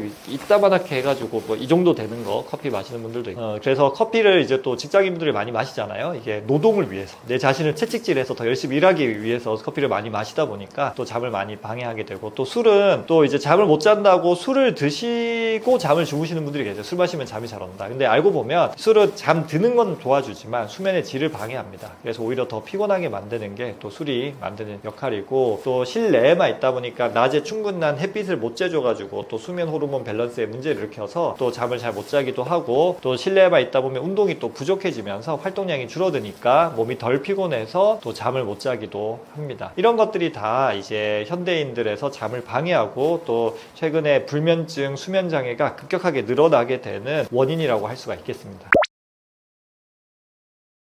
최악의 수면 습관 여러 가지가 있죠. 근데 그 중에서 제가 꼭 얘기 드리고 싶은 거 4가지를 한번 말씀드려 볼게요. 첫 번째로 이제 제일 나쁜 습관은 바로 침대에서 스마트폰 하는 겁니다. 아까 얘기했던 대로 침대에서 스마트폰을 하면 빛의 문제가 있고 또 뇌를 자극하기도 하고 또 원래 계획했던 것보다 훨씬 더 늦게 자게 만드는 효과를 가져오기 때문에 침대에서 스마트폰 하는 거는 절대적으로 금지해야 됩니다. 그래서 온 가족이 다 같이 거실에서 충전하는 것을 추천드립니다. 스마트폰을 아예 방에 가져가면 손 닿는 거리에 감지면 나도 모르게 가게 됩니다. 저도 마찬가지예요. 저도 카메라 앞에서 말은 이렇게 해도 저도 옆에서 놓고 자면 나도 모르게 아침에 깨자마자 본다든지 자기 전에 보게 되거든요. 그래서 저는 가능하면 저희 가족들은 다 거실에서 이제 충전하도록 하는데 잘 안 될 때도 있습니다. 그래도 스마트폰을 아예 방에 가져 들어가지 마시고 방이 하나밖에 없다, 뭐 거실이 없다 라고 하면 손 안 닿는 곳에 저 멀리 놔두셔야 됩니다. 지난번에 TV에서 보니까 이제 충전선을 뭐 2m, 3m짜리를 사가지고 콘센트가 멀어도 누워서 스마트폰 할 수 있는 시스템을 만드는 게 좋다 이렇게 얘기하시는 연예인분도 계셨거든요. 근데 이제 수면의학적으로는 그렇게 하지 않는 게 좋습니다. 두 번째로는 이제 술 마시는 습관이죠. 이제 잠들기 위해서 내가 꼭 뭐 와인 한 잔, 맥주 한 잔 마셔야지 잠을 잔다. 와인 한 잔은 건강에 좋은 거 아니에요 이렇게 얘기하시는 분들이 있는데 오히려 이제 잠에 그러니까 질 좋은 잠을 자는 것을 방해를 합니다. 그래서 또 이제 알코올 때문에 문제가 생기기도 하고 양을 또 조절하기도 힘들잖아요. 그래서 차라리 수면제를 먹더라도 안정제를 먹더라도 술을 통해서 잠을 유도하는 행위는 정말 나쁘다고 할 수가 있습니다. 세 번째는 이제 불규칙한 생활 습관인데 불규칙한 생활 습관이라고 하면 평일에 늦게 자는 것도 있을 거고 또 주말에 늦게 자는 거 그리고 주말에 늦게까지 자는 습관도 마찬가지입니다. 그래서 주말에 늦게 일어나게 되면 그거 맞춰서 또 늦게 자게 되고 그래서 주말 사이에 뒤로 밀린 수면을 평일에 당기려고 할 때 문제가 많이 생기거든요. 그래서 주말이랑 평일이랑 기상시간 기준으로 2시간 이상 차이가 나면 안 됩니다. 가능하면 1시간이 좋고요. 예를 들어서 평일에 내가 7시에 일어나는 사람이다 라고 하면 가능하면 주말에도 8시 늦어도 8시 반이나 9시 전에는 기상을 하셔야 되고 평일에 6시라면 7시, 8시 전에 기상을 하셔야 됩니다. 그래서 평일이랑 주말이랑 이제 가능하면 1시간 못해도 2시간 이상 차이 나게 되면 그게 이제 소위 말하는 월요병의 주범이 되게 되는 거죠. 그 다음에 이제 말씀드릴 게 이제 침대에 너무 오래 누워있는 습관입니다. 그래서 내가 자려고 누웠는데 잠이 안 온다 그러면 사실 침대를 빨리 벗어나는 게 좋거든요. 계속 침대에서 그 막 이렇게 눕고 저렇게 눕고 아니면 중간에 자다 깼을 때 아니면 아침에 자고 너무 일찍 깼을 때 피곤하다는 핑계로 피곤하는 이유로 물론 피곤하긴 한데 자꾸 누워 있다 보면 가끔은 괜찮지만 그런 게 매일매일 반복이 되다 보면 우리 이제 수면 습관이 점점 나빠지고 그래서 오늘 이제 제가 진료본 불면증 환자분도 잠을 못 잔다고 얘기하시는데 실제로 침대에 누워 있는 시간은 11시간이었어요. 그러니까 누워서 거의 시간을 보내는 거죠. 수면제를 되게 많이 드시는 분이었는데 수면제를 8시에 드시고 8시 반에 누우시고 침대 밖으로 나오는 거는 거의 7시 정도에 나오셨거든요. 그러니까 너무 오래 누워 있으니까 그 누워 있는 시간에 풀로 잘 수 있는 사람은 아무도 없어요. 뭐 신생아도 그렇게는 안 자요. 그러다 보니까 우리는 이제 자다 깨다 질 좋은 잠을 자게 되고 그게 점점 나쁜 수면 습관으로 굳어지게 되는 거죠. 불면증 환자분들하고 이렇게 얘기를 나눠보면 이제 공통적으로 관찰되는 좀 특징들이 있거든요. 그래서 이제 급성 불면증, 예를 들어서 내가 갑자기 잠을 못 잤다. 최근에 뭐 잠 못 잔 지 한 달 됐다. 이런 분들은 이제 뭔가 이유가 있는 분들이 제일 많죠. 스트레스 이유죠. 그래서 뭔가 변화가 있거나 스트레스가 있어서 잠을 이렇게 좀 단기간 못 자는 분들이 많은데 이제 만성 불면증으로 넘어간 사람들, 적어도 한 달 혹은 석 달 이상 잠을 잘 못 주무시는 분들은 보면 이제 스트레스 요인은 이미 해결된 경우가 많아요. 내가 뭐 직장 문제, 뭐 건강 문제, 뭐 돈 문제, 가족 문제 이런 걸로 잠을 못 잤는데 이제 몇 달이 지나면 그게 해결이 되거나 아니면 좀 익숙해져서 이제 그거에 대해서는 내가 크게 신경 안 써요. 그렇게 스트레스 받지 않아요. 라고 얘기하시는데 지금 제일 문제는 잠을 못 자는 거예요. 즉 잠에 대한 스트레스가 그 어떤 스트레스보다 많은 거죠. 그래서 잠에 대해서 과도하게 걱정하시는 분들은 만성 불면증으로 넘어갈 확률이 급격하게 올라갑니다. 내가 뭐 갑자기 스트레스 받고 일이 있어서 잠 못 자다가도 아이 뭐 이것만 해결되면 잠 잘 잘 수 있을까 좀 무던하게 넘기시는 분들은 불면증으로 덜 넘어가고요. 근데 이렇게 못 자면 어떡하지? 또 제가 아까 그런 말 했잖아요. 잠 못 자면 치매 걸린다 이런 얘기 하니까 그때부터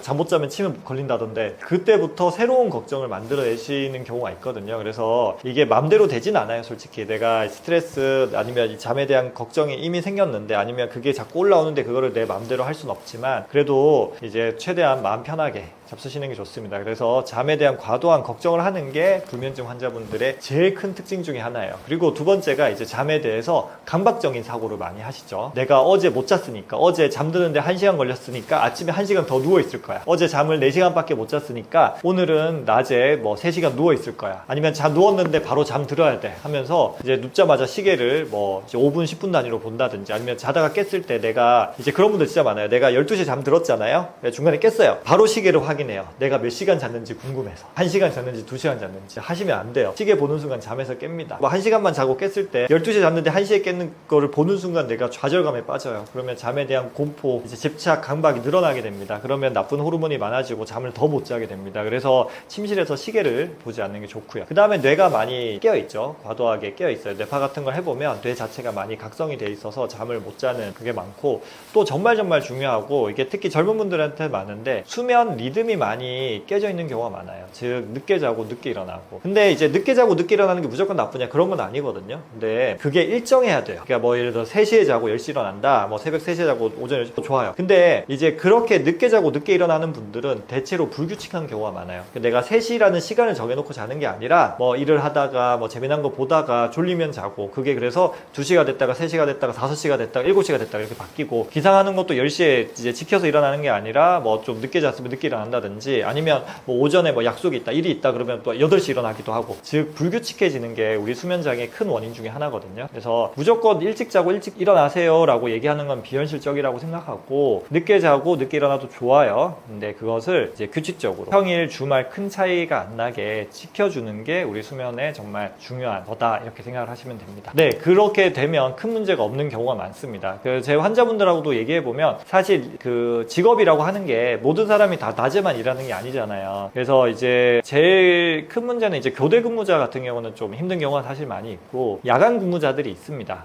퇴근을 새벽 뭐 1시, 2시에 하시는 분들 계시거든요. 이런 분들 같은 경우에는 새벽 1시에 퇴근한다고 바로 자려고 하지 말라고 말씀을 드립니다. 우리가 뭐 누구나 일하다가 딱 집에 가자마자 누우면 잠이 당연히 안 올 거 아니에요. 그래서 우리가 약간 흥분된 신경 신호가 조금 가라앉혀 주는데, 또 한두 시간, 두세 시간 걸리니까 차라리 뭐 좀 쉬다가 놀다가 TV 좀 보다가 한 3시, 4시에 자도 된다고 말씀드리는데, 그분들한테 항상 강조하는 거는 규칙적으로 4시에 자기로 했으면 4시에 자고, 아침에 11시, 그러면 한 7시간 계산하면 11시 정도가 되잖아요. 그래서 늦게 자든 일찍 일어나든 일찍 자든 무조건 11시 전에는 기상하라고 말씀을 드리죠. 그래서 그런 분들도 그렇게 조언을 드려서, 아 그러면 내가 억지로 뭐 또 일이 끝난 시간도 좀 불규칙해질 수 있으니까, 불규칙하더라도 잠 드는 시간, 깨는 시간을 맞추고 나서는 이제 수면 문제가 해결되는 분들이 정말 많이 있습니다. 그래서 늦게 당연히 일찍 자는 게 좀 더 좋기는 한데, 그래도 그거보다는 더 중요한 것은 규칙성이라고 생각을 하시면 됩니다.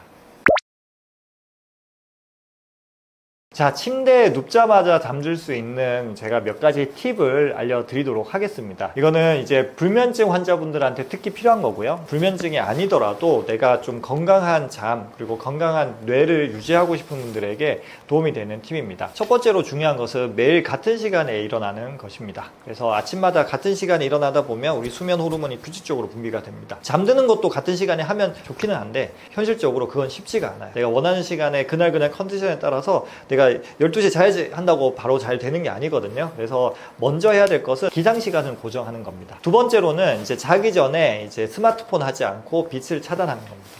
이제 수면의학적으로는 보통 2시간 정도를 얘기를 하고 있습니다. 2시간 전부터는 간접등을 하고 스마트폰을 사지 말라고 돼 있는데, 제가 이제 환자분들하고 많이 얘기를 나눠보고 저 자신도 테스트 해본 결과 2시간은 좀 힘들어요. 2시간은 좀 힘들어요. 우리가 뭐 퇴근 늦게 하고 2시간 동안 아무것도 하지 말라는 거냐, 잘 때까지 그렇게 되기도 하거든요. 그래서 제가 가이드 드리는 거는 30분입니다. 30분. 그래서 적어도 잠자기 30분 전부터는 잘 준비를 하시고, 이때는 스마트폰 하지 마시고 집을 좀 껌껌하게 하고 가벼운 독서, 집안일 조금 하시다가 주무시면 되거든요. 그래서 최소 30분은 무조건 지키시고, 가능하면 조금 더 해서 60분, 1시간 정도 하시면 더 좋을 것 같아요. 그리고 이제 침대는 잠자는 곳으로 인식을 해야 됩니다. 그래서 이제 침대에서 자꾸 스마트폰 보고 책 보고, 뭐 침대에서 운동하시는 분들도 있어요. 그리고 TV 보시는 분들도 있고 한데, 침대는 잠만 자야 돼요. 잠이랑 부부관계 외에는 다른 거 하시면 안 돼요. 그래서 침대는 딱 누우면 바로 잠을 잔다, 이렇게 뇌랑 몸에 인식을 시켜주시는 게 좋습니다. 그리고 마지막으로 이제 낮 동안에 활동하는 거 이제 조금 도움 됩니다. 그리고 당연히 안 하는 것보다 낮에 활동하는 게 더 좋은데,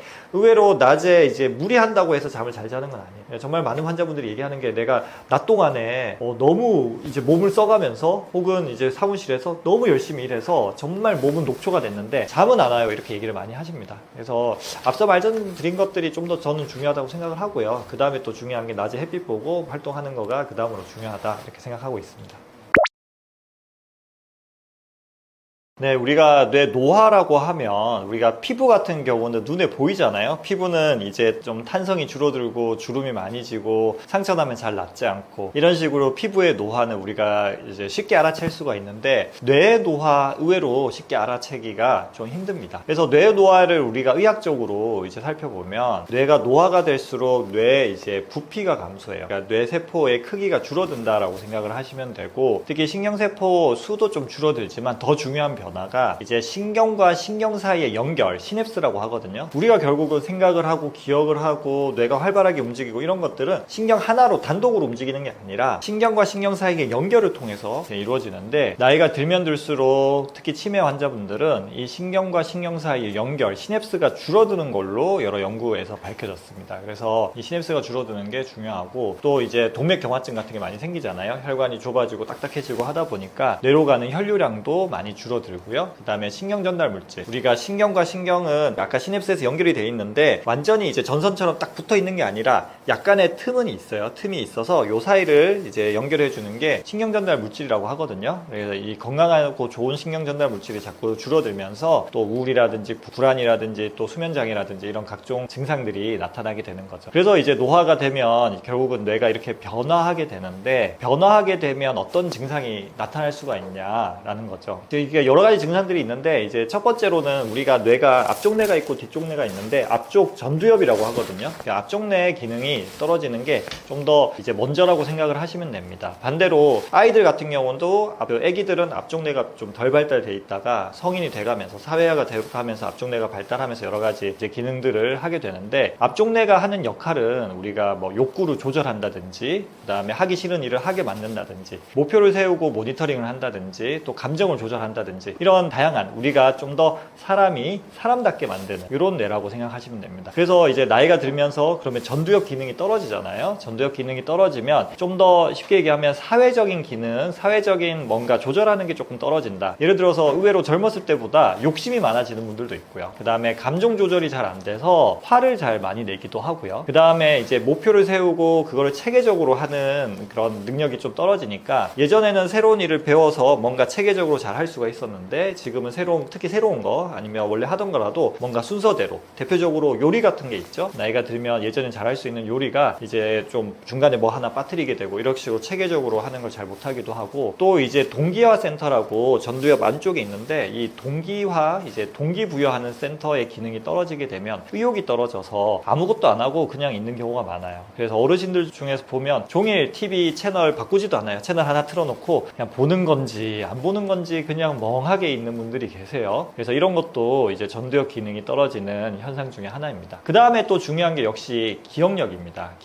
기억력인데, 나이가 들면 치매가 아니더라도 기억력은 좀 떨어질 수가 있는데, 어떤 기억력이 주로 떨어지냐, 예전에 이미 저장되어 있는 거를 끄집어내는 거는 좀 나은데 새로운 거를 저장하는 능력이 떨어지게 됩니다. 그러다 보니까 뭐 예를 들어서 최근에 있었던 일을, 치매가 아니더라도 최근에 있었던 일을 자꾸 까먹는 경우가 상당히 많이 생기게 됩니다. 이것도 노화로 인한 현상이라고 생각을 하시면 됩니다. 그 다음에 이제 뭐 언어 능력이 조금 떨어져서 이제 단어 기억이 잘 안 나니까, 예전에는 명확하게 얘기할 수 있었는데 지금은 그거 저거 그 친구 뭐 그런 식으로 해가지고 사람의 이름도 잘 기억하지 못하고, 뭐 사물의 이름, 장소 이름 이런 것도 잘 기억하지 못하는 경우가 많이 있고요. 그 다음에 이제 뇌가 뭔가 처리하는 속도가 느리다 보니까 좀 빨리빨리 반응하고, 뭐 특히 운전 같은 거 하다가 사물에 대한 반응 속도나 이런 것들이 단순히 이제 육체적으로 문제가 생기지 않더라도 우리 뇌가 정보를 처리하는 속도가 느려지기 때문에 반응 속도가 느려질 수가 있습니다. 그래서 이런 것들이 다 우리가 이제 정상적인 노화 과정에서 누구나 나타날 수가 있어요. 그러면 또 말씀드리면 이게 그러면 정상적인 노화냐 아니면 이제 그 치매냐를 구분하는 데 있어서 중요한 게 한 두 가지 요소가 있어요. 그래서 하나는 이제 일상생활에 지장이 있냐 없냐가 중요합니다. 예를 들어서 기억력이 조금 떨어지거나 요리하는 실력이 조금 떨어진다고 해도 그래도 내가 어느 정도 요리해 먹을 수 있고 아니면 가족들이랑 같이 생활하는데 큰 문제가 없으면 이건 치매라고 할 수가 없는 거고, 또 한 가지는 이제 이런 것들을 우리가 객관적으로 인지 기능 평가를 하거든요. 기억력을 평가를 하고 아까 말씀드린 전두엽 기능을 평가를 하고 그림 그리기, 계산 능력, 단어 맞히기 이런 것들을 평가를 하는데, 보통 일반적으로는 이제 같은 학력을 가진, 내가 고졸이면 고졸, 중졸이면 중졸, 같은 학력을 가진 이제 같은 동년배, 70대면 70대, 80대면 80대랑 비교해서 그 시험 같은 거 치거든요. 그 점수가 하위 15등이냐 아니냐 정도를 봐요. 그래서 이제 하위 15등보다 좀 못하면 좀 문제가 있다라고 생각을 하고요. 예전에 비해서 떨어지긴 하지만 이제 동년배랑 비슷한 수준이다. 그러면 그냥 단순 노화 현상이지 치매라고 생각하실 필요는 없습니다.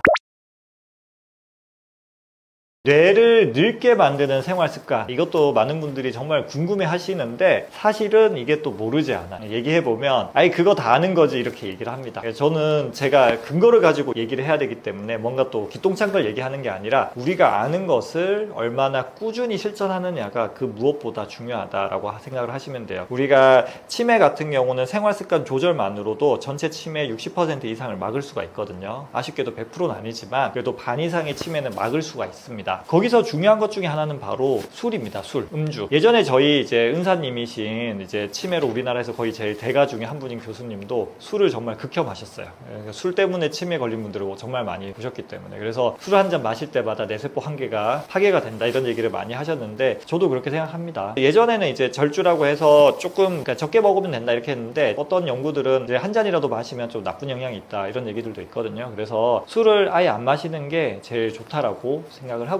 두 번째로 요새 많이 이제 나오고 있는 연구 데이터들은 바로 수면 문제입니다. 우리나라 이제 수면 데이터를 봐도 제가 예전에 봤을 때는 세계 OECD 국가들 중에서 우리나라가 수면의 질이 안 좋기로는 1등, 2등 정도였거든요. 질이 안 좋다는 거는 이제 시간도 부족하고 불규칙하고 이런 것들이 있었는데, 수면이 부족하면 우리가 잠을 잘 때 좋은 현상들이 정말 많이 일어나요. 잠을 며칠 안 자면 진짜 사람이 죽을 수도 있잖아요. 그러니까 잠을 자는 동안에 우리 뇌는 이제 청소하고 쓸데없는 이제 연결들, 쓸데없는 것들은 다 지워주고 중요한 것은 강화를 시켜줘요. 그렇게 이제 매일 밤마다 몇 시간씩은 우리 뇌를 청소하고 유지보수를 해줘야 돼요. 근데 그 유지보수를 하지 않으면 뇌 손상이 빨리 오겠죠. 당연합니다. 근데 이제 우리가 지금은 잠을 방해하는 요소가 너무 많아요. 이제 일한다고 못 자기도 하고, 또 요새는 최근 10년 전부터는 스마트폰 때문에 잠을 못 자는 경우가 정말 많이 있습니다. 그래서 이런 수면 부족이랑 치매랑 많이 연관이 밝혀져 있고요. 그 다음에 만성적인 스트레스는 말할 것도 없습니다. 스트레스 호르몬은 우리 뇌를 자꾸 채찍질을 하죠. 스트레스 호르몬이 뇌를 파괴하는 여러 가지 물질들을 많이 만들어냅니다. 그래서 스트레스 호르몬은 뇌에 안 좋은 영향을 미치고, 반대로 여러 가지 방법을 통해서 스트레스를 줄이면 이제 뇌가 두꺼워지고 뇌가 좋아진다는 연구 결과들이 많이 있습니다. 그래서 스트레스도 이제 스트레스 내가 어떻게 할 수 없는 거 아니야 이렇게 생각하시면 안 되고요. 스트레스도 적극적인 노력을 통해서 똑같은 상황에도 나의 뇌에 미치는 영향은 줄일 수가 있습니다. 그래서 스트레스 관리를 하시면 좋겠고요. 그 다음에 이제 운동 부족이죠. 그래서 운동을 이제 하루에 10분이라도 한 사람과 하지 않는 사람은 이제 뇌 건강에 차이가 많이 납니다. 이것 역시 여러 연구를 통해서 이제 뇌 부피, 뇌 겉질의 두께를 재보면 재본 연구들이 있었거든요. 운동을 한 경우 안 한 경우를 봤을 때 운동을 한 경우가 뇌세포 두께가 더 잘 유지가 됐습니다. 그래서 운동을 꼭 하셔야 되고요. 그 다음에 이제 나쁜 음식, 아까 얘기한 것 중에서 당분이 있죠. 당분 과다 섭취라든지. 또 중요한 게 사회적인 고립입니다. 저도 사실 그런 분들 많이 봅니다. 이제 어르신들 중에서 혼자 지내시는 분들 중에 좀 외롭게 지내시는 분들이 있습니다. 친구도 없고 가족도 없고 이런 분들과 이제 주위에 가족이나 친구들 많이 또 즐겁게 사시는 분들은 치매에 똑같이 걸렸다고 해도 이후의 경과가 차이가 많이 나요. 일단 치매에 걸리니까 저한테 오셨겠죠. 그래서 차이가 많이 나요. 그래서 많은 사람들을 보고 그 다음에 대화를 나누고 하면서 나오는 즐거운 신경전달 물질, 즐거운 호르몬이 우리 뇌를 보호하는 아주 강력한 요소 중에 하나입니다. 그래서 이제 내가 기억력이 떨어지고 예전만 못하다고 해서 이제 밖에 안 나가고 사람을 안 만나는 분들도 계신데 그러시면 안 돼요. 그래서 자꾸 사람들을 만나고, 우리 젊었을 때부터, 이제 나이는 들었지만 연세가 있으신 분들도 마음은 대부분 젊거든요. 그래서 젊은 마음을 유지하면서 친구도 보고 가족도 보고 이웃도 보고 이렇게 즐거운 마음으로 웃으면서 사시는 게 또 치매 예방하는데 정말 중요한 요소라고 할 수가 있습니다. 근데 이제 우리가 나이가 들기도 하고 예전만 기억력이 못하다 이런 생각이 드는 분들이 계실 거예요. 근데 또 나이가 들어서 뿐만 아니라 제가 젊은 분들도 정말 많이 있습니다. 오늘도 20대 초중반? 24살? 뭐 그분 오셔서 기억력 장애에 대해서 얘기를 하셨는데, 우리가 나이가 들어서 실제로 뇌세포에 노화가 오고 혹은 뇌세포가 파괴가 되면서 이제 기억장애 치매가 오는 경우도 있지만, 좀 더 젊으신데 이제 요거는 기능의 문제거든요. 뇌가 건강한 상태가 유지되지 못해서 기억력이 떨어지는 분들도 계신데, 이런 분들 모두에게 도움이 되는 기억력을 이제 되살리는 방법에 대해서 좀 알려드리도록 하겠습니다. 저는 이런 비유를 많이 드려요. 우리 학생들이 내가 애를 키우는데 우리 애가 공부를 잘하게 하고 싶어. 그러면 어떻게 해야 돼요? 책을 읽히고 공부를 시켜야 되잖아요. 그것처럼 우리 뇌는 끊임없이 이제 활동을 해야 되고 학습을 해야 됩니다. 학습을 해야지만 뇌 기능이 이제 활발하게 되지, 우리가 기억할 것도 없으면 뇌가 안 쓰게 되고, 그러면 그럴수록 안 쓰게 되니까 점점 뇌 기능이 떨어지게 되겠죠. 그래서 반대로 하시면 돼요. 그래서 우리가 책을 읽고 그다음에 공부를 하고 이런 활동들이 뇌를 활성화시켜서 기억력을 더 좋아지게 할 수가 있습니다. 우리는 아쉽게도 제가 환자분들한테 책 읽으라고 얘기를 하면 내가 나이 들어서 무슨 책을 읽냐 이런 얘기를 진짜 많이 하세요. 눈도 안 좋아서 안 된다 이런 얘기 많이 하시는데, 지금 요새는 그래도 좀 큰 글자 책들도 많이 나오고, 또 이제 책이라고 하는 게 꼭 종이책만 말고도 뭐 컴퓨터에도 볼 수 있는 것들이 많이 있고 하시니까, 또 컴퓨터 화면을 키울 수가 있잖아요. 그래서 새로운 것을 좀 익히는 것을 계속 유지하시는 거가 정말 좋은 것 같아요. 또 요새는 유튜브에도 재미난 것들이 많이 있잖아요. 단순히 재미난 것만 보지 마시고, 또 유튜브 채널도 보는 것만 보지 마시고, TV 채널도 새로운 것들, 내가 평소에 안 보던 거, 뭐 다양한 거에 관심을 가지시면서 그런 것도 보면 재미난 것들이 정말 많이 있습니다. 요새 같으면 또 이슈가 되는 게 뭐 AI 많이 들어보셨죠? 그래서 AI 관련된 것도 인터넷상에 정보도 많고, 그런 것들 이제 깔아가지고 나도 한번 해보고 대화도 나누고 하시는 게 제 생각에는 치매 예방에, 또 혼자 있으면 또 대화할 사람도 없고 내가 이상한 소리를 해도 AI는 다 받아주거든요. 그래서 그런 식으로 대화하는 것 역시 내 기억력을 되살리고 뇌를 자극할 수 있는 아주 좋은 활동이 될 거라고 저는 확연하게 생각합니다. 그 다음에 이제 말씀드릴 거는 사람들 많이 만나는 거. 아까도 얘기했지만 사람들 많이 만나고 웃을 일 많이 만드시고, 사소한 거에 또 제가 보면 안타까운 게 굳이 그런 것까지 신경 써야 되는 것들을 되게 사소한 거에 집착하고 하시는 분들이 계시거든요. 그래서 조금 오래 사셨으니까 이제 대범하게 그게 지나고 보면 큰 문제 아닌 거 우리가 알잖아요. 그래서 조금 느긋한 마음을 잡수시고 그냥 웃으면서 매사에 하하호호 하면서 관리하시면 이제 치매도 예방 가능하고, 설사 치매에 걸리더라도 예쁜 치매 쪽으로, 그리고 또 나머지는 뭐 우리가 아까도 얘기했던 운동 꾸준히 하시고, 그 다음에 건강하게 식사를 하시고, 그 다음에 잠 충분히 주무시고, 스트레스 관리하시고, 이런 것들이 이제 기억력을 되살리는 이제 제일 중요한 방법이라고 할 수가 있겠습니다. 우리가 이제 최근에 치매 환자가 정말 많이 늘어나고 있습니다. 제가 신경과 의사 한 지도 벌써 한 17년 정도 됐는데, 그때 이제 처음에 이제 제가 신경과 의사 할 때랑 지금이랑 보면 치매 약을 드시는 환자들의 비율이 급격하게 늘어나 있거든요. 그 이유가 뭐냐 하면, 첫 번째로는 이제 고령이 늘어나서입니다. 옛날에는 사실 평균 수명이 한 50년 전만 해도 평균 수명이 60살 전후였거든요. 60대 70도 안 됐었어요. 근데 지금은 평균 수명이 80세가 훌쩍 넘어가고, 제 환자분들 중에는 100살이 넘어가는 환자분들도 계시고, 뭐 80대, 요새는 뭐 70대도 제가 보기에는 뭐 그렇게 나이가 많아 보이진 않아요. 80대 넘어가야지 이제 할아버지 할머니구나 이런 생각이 들거든요. 그래서 이제 나이가 많아지다 보면 아무래도 뇌 기능이 조금씩 떨어지다 보니까 치매 환자분들이 많아질 수밖에 없습니다. 그런 사유가 있고요. 두 번째로는 생활 습관이 변화해서 그런 부분도 있습니다. 고혈압이나 당뇨, 고지혈증 이런 것들이 많이 증가하죠. 근데 조금 반대되는 얘기지만, 또 예전에 비해서 고혈압 약을 좀 빨리 드시기 시작하니까 또 예방되는 효과도 분명히 있는데, 근데 지금 이제 80대, 뭐 70대 이런 분들 중에서는 고혈압 약을 좀 늦게 시작하신 분들이 많습니다. 그분들이 뭐 30대, 40대 때 고혈압이 있어도 그때는 약을 적극적으로 처방하거나 인식이 좋지 않아서 좀 늦게 먹으면서 또 이런 것들이 늘어나는 것도 있고요. 그 다음에 뭐 여러 가지 유전적 요인이나 환경적 요인, 그 다음에 조기에 빨리 발견하지 못하는 거, 이런 것들이 합쳐지면서 치매 환자들이 조금씩 늘어나고 있고, 또 예전에는 그냥 또 시골 같은 데서 보면 그냥 치매인지도 모르고 그냥 뭐 할아버지니까 그렇구나, 할머니가 그렇구나 이렇게 좀 무시하시던 이제 증상들이 많이 있어요. 치매나 파킨슨이나. 근데 지금은 그래도 많은 분들이 관심을 가지고 있기 때문에 예전보다는 이제 좀 더 덜 무시가 되는 거죠. 덜 간과가 되고 좀 진단되는 경우가 많아서 또 치매 환자가 늘어나고, 또 치매약을 드시는 분들이 많아지고 있는 것 같습니다. 네, 치매 예방 방법이 정말 많이 있거든요. 많이 있는데 또 너무 많은 걸 얘기하면 우리가 결국 또 실천을 못하니까 중요한 거 한 4가지만 한번 꼽아보도록 할게요. 첫 번째로 중요한 것은 운동입니다. 여러 연구 결과에서 운동을 통해서 뇌 혈류가 좋아지고 뇌 혈류가 좋아지면 뇌에 쌓이는 나쁜 단백질의 양을 줄일 수가 있습니다. 그래서 뇌를 보호할 수가 있거든요. 그러니까 우리가 할 수 있는 어떻게 보면 또 제일 쉬운 방법 중에 하나예요. 그래서 운동을 매일 30분 이상 한다고 생각을 하시면 돼요. 걸을 수 있는 분들은 걸으면 되고 그다음에 걷는 게 좀 쉬운 분들은 좀 빨리 걷기나 가볍게 느리게 달리기나 계단 오르기, 등산 같은 좀 더 숨찬 운동까지 할 수 있으면 더욱 좋습니다. 두 번째로 말씀드릴 것은 사람들을 많이 만나라라는 거예요. 내가 나이가 든다고 집에서 TV만 보고 이렇게 계시지 말고 친구도 보고 가족도 만나고 또 할 수 있으면, 저는 할 수 있으면 끝까지 일하라고 말씀을 드리거든요. 그래서 많은 분들이 이제 부모님 모시고 와서 저희 어머니 일하시면 안 되죠, 일하지 말라고 얘기해 주세요, 이렇게 얘기하시는 보호자분들도 계십니다. 왜냐하면 일을 하시는 게 오히려 무리가 돼서 어머님한테 안 좋을까봐. 저는 그렇게 생각하지 않습니다. 그러니까 이제 자극이 있어야 되거든요. 그냥 뭐라도 나가서 이제 요새는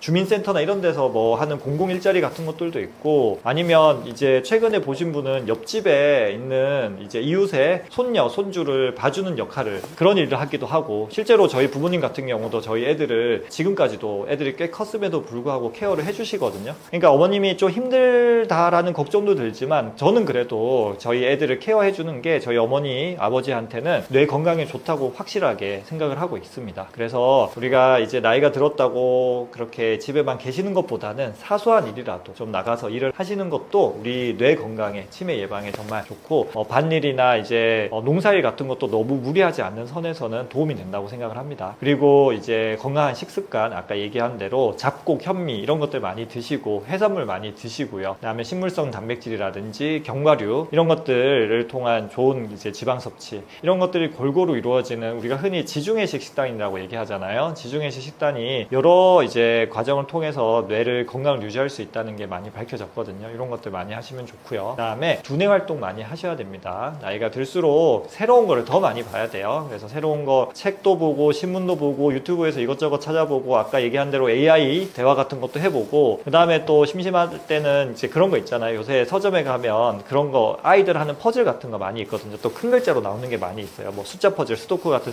숫자 퍼즐이라든지 이런 것들을 자꾸 하는 것 자체가 뇌를 자극할 수가 있어요. 우리가 또 유명한 얘기가, 할머니들끼리 고스톱 치는 게 치매 예방이 된다. 저도 그렇게 생각을 합니다. 근데 그것만 해서는 또 안 돼요. 그걸 또 너무 오래 하다 보면 또 너무 익숙해져서 뇌에 새로운 자극이 좀 덜 갈 수가 있어요. 그래서 이제 보드게임이잖아요, 일종의. 그래서 그런 것도 좀 다양한 방식으로 좀 한다든지, 그런 것들이 하나하나가 다 치매 예방에 도움이 됩니다.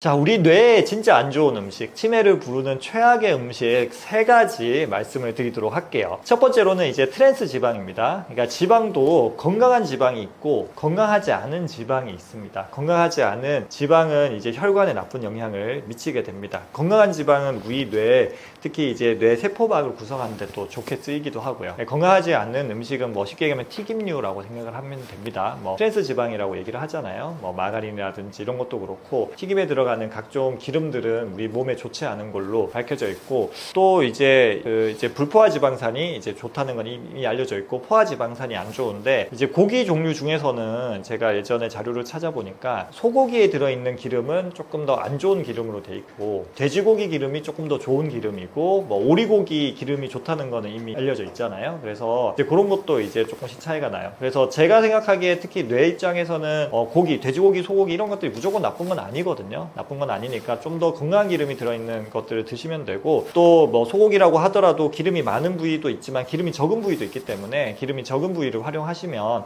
그런 것들 또 좋은 단백질 공급원이 되기 때문에 그런 것들 드시면 되고, 또 이제 안 좋은 게 있어요. 정제 탄수화물, 바로 흰 쌀밥, 설탕 이런 것들이 안 좋죠. 단 거, 밀가루. 그래서 흰색이 안 좋다는 얘기 많이 하거든요. 흰쌀밥, 밀가루, 설탕. 그래서 이런 것들은 급격하게 당을 올려서 혈액순환을 방해하고, 또 이제 염증을 많이 일으켜요. 그래서 염증이 많이 생기면 이제 혈관이라든지 뇌 손상을 유발하기 때문에 역시 좋지 않다고 할 수 있습니다. 그리고 가공식품 마지막으로 말씀드릴게요. 저도 안 먹는 건 아닙니다만은 이제 편하잖아요. 이제 빨리 먹을 수 있는 인스턴트 음식들이 그 조미 과정에서 여러 가지 안 좋은 성분들이 많이 들어가기 때문에 이런 것들이 또 치매 이제 부르는 음식이라고 생각을 하시면 됩니다. 자, 치매와 파킨슨병은 뭐가 달라요? 이렇게 많이 물어봅니다. 치매 중에서도 제일 흔한 거는 뭐예요? 알츠하이머 병이라고 하는 거거든요. 자, 파킨슨병, 알츠하이머 병 둘 다 이제 외국에 의사 이름이 또 있고 하니까 그 차이가 뭐냐 이렇게 얘기를 많이 물어보는 경우가 많이 있습니다. 자, 치매는 뇌의 겉질부터 망가지는 거예요. 뇌의 제일 겉에는 우리의 생각하는 고위 인지 기능이 담당하거든요. 거기부터 망가지고 점점 진행할수록 속으로 들어오게 돼서 나중에 치매 환자분들도 말기로 진행하면 운동 능력이 떨어져서 파킨슨 증상들이 생겨요. 파킨슨병은 밑에서부터 속부터 망가지는 병이라고 생각하시면 돼요. 그래서 뇌 속에서 뭔가 뇌세포를 파괴시키는 그런 것들이 생기거든요. 특히 이제 흡질이라고 하는 곳에 거기 침착이 되면서 도파민 생성이 안 되는 건데 쉽게 얘기하면 뇌 속에 이제 운동 기능부터 이쪽이 운동 기능을 담당하거든요. 그래서 운동 기능부터 먼저 문제가 생기고 또 기타 뭐 후각이라든지 자율신경장애 문제가 생기고 나중에 기억장애가 오는 게 두 개가 차이라고 생각하시면 됩니다. 그래서 치매는 겉질이 망가지니까 인지기능, 우리가 인지기능이라고 하면 기억하는 거, 말하는 거, 성격적인 거, 계산하는 거, 길찾기 능력 이런 것들이 먼저 망가지는 게 치매고요. 파킨슨병은 이제 운동인데 운동 중에서 힘이 빠지는 게 아니라 운동을 조절하는 기능이 떨어집니다. 대표적으로 우리가 손을 이렇게 가만히 있어야 되는데 가만히 있지 못하고 떤다든지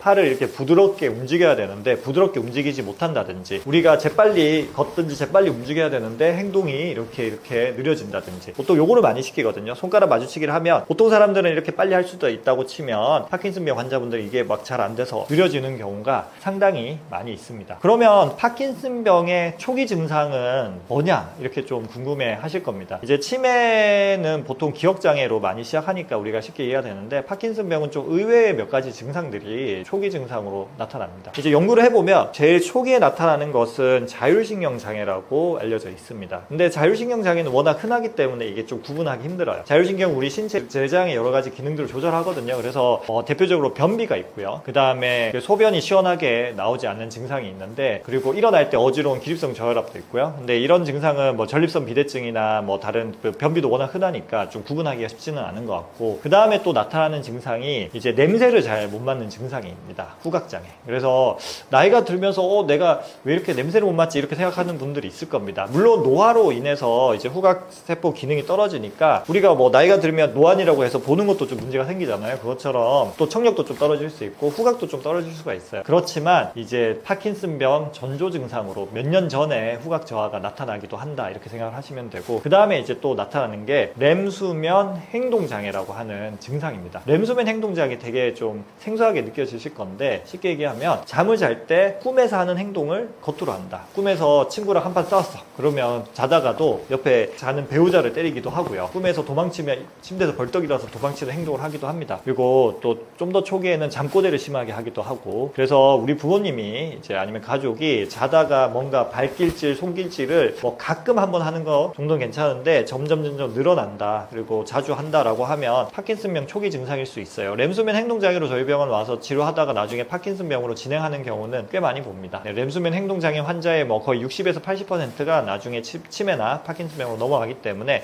이런 증상이 있으면 되게 조심을 하셔야 되고 그 다음에 이제 파킨슨 증상, 뭐 행동이 느려지고 뭐 이런 운동 증상들이 나타나는데 또 같이 나타나는 증상 중에 하나가 뭐 글씨를 쓰는데 글씨를 잘 못 쓰는 거예요. 어떤 식으로 잘 못 쓰냐 하면 이제 글씨가 작아져요. 글씨가 원래 큼직큼직하게 쓰던 분이셨는데 글씨의 크기가 점점 작아진다든지 또 파킨슨병 환자는 우리가 또 진단할 때 중요한 단서 중에 하나가 얼굴에 표정이 없어집니다. 저희가 이제 가면 얼굴이라고 얘기하는데 저도 이제 뭐 얘기를 할 때 뭐 이렇게 웃기도 하고 뭐 화낼 때도 표정 화도 내고 이런 표정을 지을 수 있잖아요. 근데 파킨슨병 환자들은 진짜 그 말 그대로 약간 무표정한데 조금 약간 뭔가 내려온 느낌의 그래서 무표정한 얼굴을 짓고 있는 경우가 많아요. 그래서 말을 할 때도 입만 좀 이렇게 좀 조곤조곤 한다고 해야 되나? 입만 조금씩 움직여서 말을 하는 경우가 많고 목소리도 좀 작아집니다. 그래서 파킨슨병의 이런 여러 증상들을 통해서 우리가 파킨슨병은 사실 검사로 확 진단한다기보다는 증상으로 진단하는 게 훨씬 더 중요한데 이러한 증상들만 있어도 파킨슨병은 진단이 가능하죠. 그래서 이제 어지럼증으로 고생하시는 분들에게 꼭 당부드리고 싶은 말씀이 있습니다. 어지럼증이 별거 아닌 것 같아도 어지럼증으로 고생하시는 분들 하루하루가 내 모든 행동 하나하나 할 때마다 어지럽다고 생각하면 이 어지럼증은 우리 삶에 큰 영향을 미치는 정말 골치 아픈 병이라고 할 수가 있는데 아쉽게도 이제 어지럼증이라는 게 병원에서 약 먹는다고 뚝딱 좋아지는 게 아닙니다. 그래서 혼자서 관리하는 것이 되게 중요하고 또 저한테 진료받는 환자분들 중에서는 그냥 병원에서 그냥 약 쓰세요 라고 하고 약간 반포기 상태로 지내시는 분들, 병원에서도 포기하고 지내는 분들이 정말 많이 있습니다. 그래서 이제 뭐 자꾸 병원에 어지럽다고 찾아가면 에이 그거 그냥 심리적인 문제예요, 정신과 가세요, 이렇게 얘기 듣는 분들도 정말 많고요. 근데 어지럼증은 그렇지 않습니다. 이제 단순히 심리적인 문제가 아니라 이제 복잡한 여러 이제 신경계 기능에 문제가 생겨서 생기는 거고, 제가 오늘 말씀드린 생활 수칙이라든지 혹은 이제 전정 재활 운동 같은 것들이 있거든요. 그런 전정 재활 운동 열심히 하고 또 생활 관리가 그 무엇보다 중요합니다. 잘 먹고 잘 자고 운동하는 거. 그래서 이런 것들 스스로 할 수 있는 게 사실은 어지럼증 치료에서 이제 병원에서 하는 약물 치료